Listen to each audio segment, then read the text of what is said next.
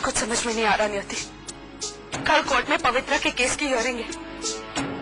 पता नहीं कल कोर्ट में क्या होगा। दीदी, अब आने वाला कल ही बताएगा कि क्या होने वाला है।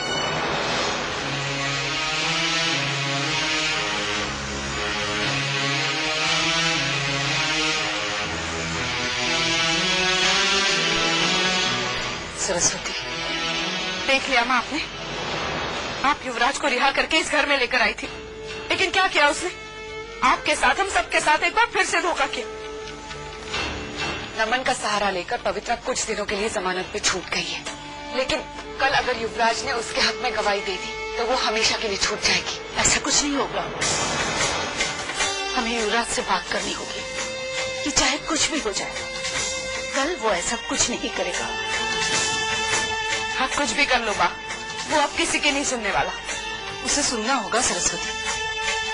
मैं युवराज को इस घर में लाई थी, मैंने उसके खिलाफ का केस वापस लिया था ना, तो उसे मेरे फैसले की लाज रखनी होगी। उसे साबित करना होगा कि मेरा फैसला गलत नहीं था। मैं बात करूंगी युवराज से।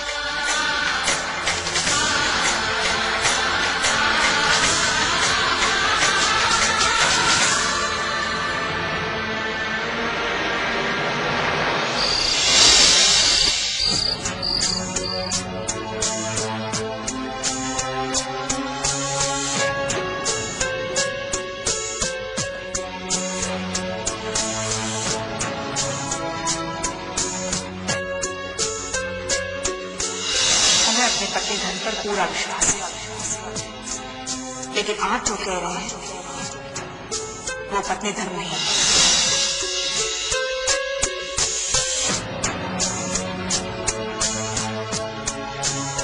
आपकी हर बात को आपका आदेश नहीं, अपना फर्ज समझ कर निभाया है।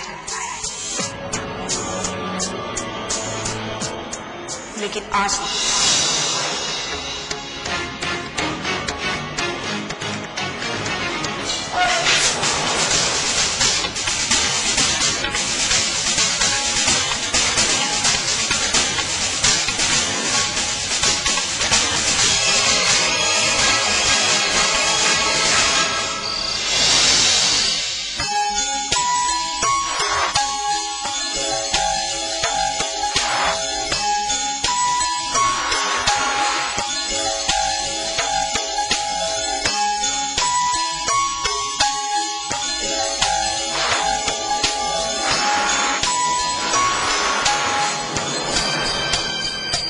नमन, देखो गाड़ी।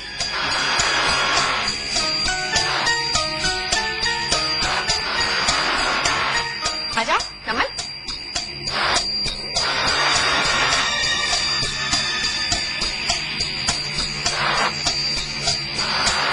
आओ आ गया। पकड़ो, जल्दी पकड़ो। ये देखो गाड़ी, पकड़ो पकड़ो।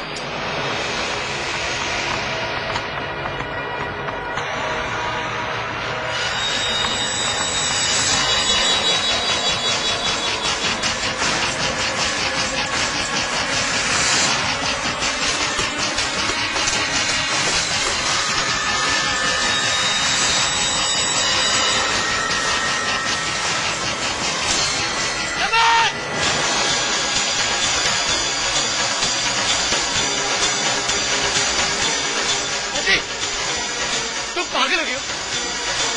तुम्हारी इस एक हरकत की वजह से अभी नमन गिरने वाला। उसे कुछ हो जाना तो तुम्हारे पूरे खानदान को कोर्ट के चक्कर कटवा देती मैं। तो क्या है ना, माँ के आंसुओं से कानून बहुत जल्दी पिघल जाता है। बहुत प्यार करते हो ना अपने बच्चे से, और तुम हरगिज नहीं चाहोगे कि इसे कोई नुकसान पहुंचे। वैसे मैं भी नहीं चाहूंगी। मैं तो ये बात सोच रही थी कि हर पल तो तुम नमन के आसपास नहीं रहोगे,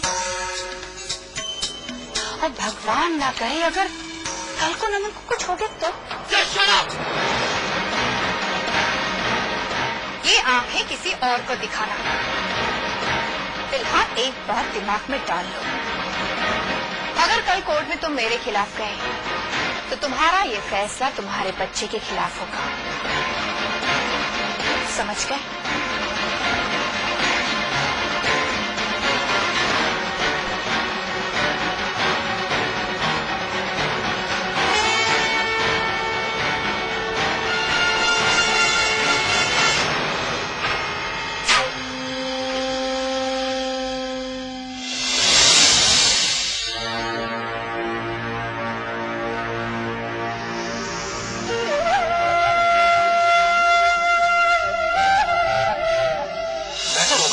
तो इस घर के साथ साथ मुझे भी हमेशा हमेशा के लिए भूल जाओ। अगर आकाश तुम्हारी तरह नहीं हो सकता तो तुम उसकी तरह बन जाओ। अगर आकाश जी को मुझसे प्यार करना होगा तो इसी रूप रंग, इसी रहन सहन के साथ, क्योंकि अपनी पहचान खोकर किसी झूठ के सहारे मैं अपने पति को नहीं पाना चाहती।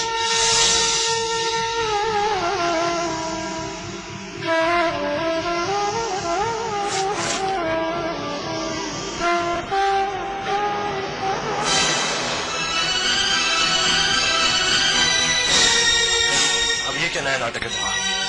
रैम के सामने नई नौटंकी दिखाऊंगी या सच में घर छोड़कर जा रही? आकाश जी, मैं ही घर छोड़कर नहीं जा रही, बल्कि इस कमरे को छोड़कर जा रही हूँ। आपको हमेशा से लगता था ना कि मैं आपकी प्राइवेट लाइफ में दखल दे रही हूँ, और मुझे पूरा यकीन है कि मेरे ना होने से आप इस कमरे में बहुत खुश रहेंगे।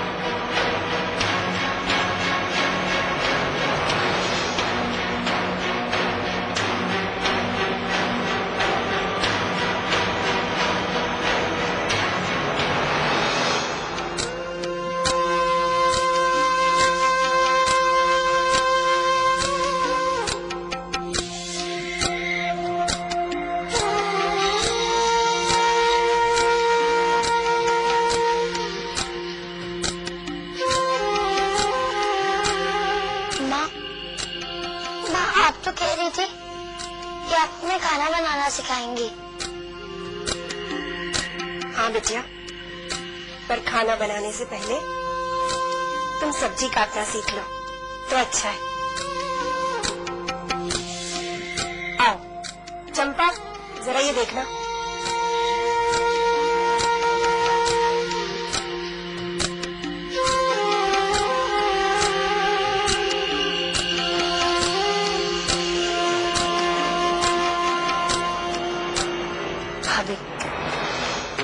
भाभी, क्या आपको नहीं लगता भावना को ये सब कुछ सिखाना कुछ ज्यादा जल्दी होगा?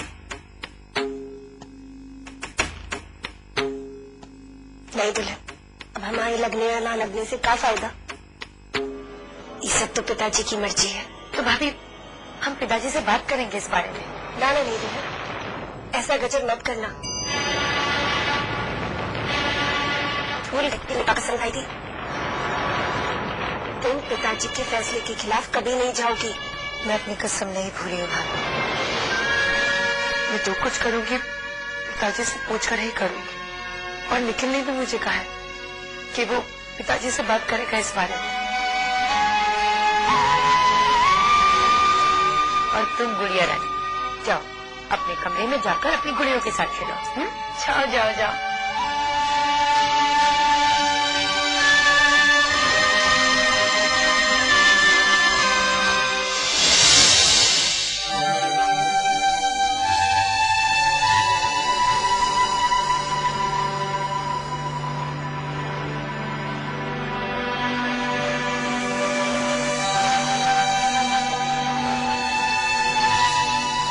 युवराज,